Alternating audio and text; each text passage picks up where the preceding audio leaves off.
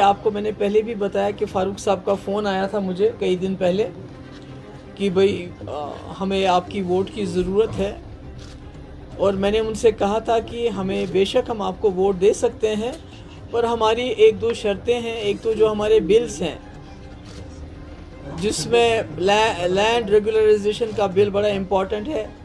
जैसे आपने देखा कि पूरे मुल्क में जिस तरह बुलडोज़र चला, यहाँ भी काफ़ी जगहों पे बुलडोज़र चला, जहाँ सरकारी लैंड में जो गरीब लोगों ने कोई घर बनाया था कासचराय में 4 मरले 8 मरले 10 मरले, उनके ऊपर पिछले 2019 से लेके आज तक उनके सर पे तलवार लटक रही है।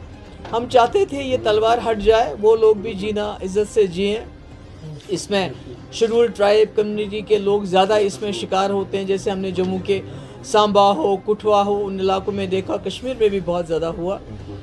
और दूसरा ये जो यहाँ सैकड़ों सालों से जो होटल यहाँ चलाते थे, होटल वाले थे, मैंने पहले भी कहा, होटल वाले जो हमसे ज़्यादा नेशनल कॉन्फ्रेंस के नज़दीक रहे हैं, क्योंकि नेशनल कॉन्फ्रेंस 60 साल सरकार में रही, हम सिर्फ 6 साल में रहे, तो इसलिए उनके साथ उनका ज़्यादा ताना बाना है। मगर आज वो भी ख़तरे में है। वो होटल वालों की जो लीज़ है वो भी ख़तरे में है। उनको भी कहा जाता है कि उनकी लीज़ ख़त्म करके उस पर ऑक्शन की बात की जाती है, जिसकी वजह से जो कश्मीरी यहाँ जिसके पास होटल की लीज़ है वो ख़त्म करके बाहर के लोगों के हाथों में दी जाएगी। और ये इसको हम सही नहीं समझते। हम समझते हैं कि 370 का जो असली मुद्दा है वो जम्मू कश्मीर की ज़मीन को बचाना है, कैसे बचाए, और ख़त्म भी इसीलिए किया गया है।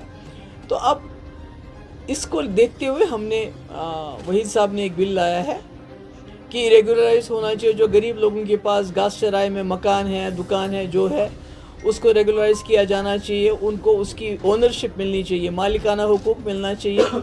इसी तरह जो होटल वाले आज सैकड़ों सालों से होटल चला रहे हैं, यहाँ कोई 150 पुराना होटल की लीज़ चल रही है, तो उनसे उनके हाथों से छीन के वो बाहर के लोगों को दिए जाने का रास्ता हमवार नहीं किया जाना चाहिए। ये एक हमारा बिल था, और मैंने फ़ारूक साहब से जिक्र किया कि आप हमारे बिल पास करने में हमारी मदद कीजिए। आपके पास मेजॉरिटी है, स्पीकर आपका है, असेंबली आपकी है।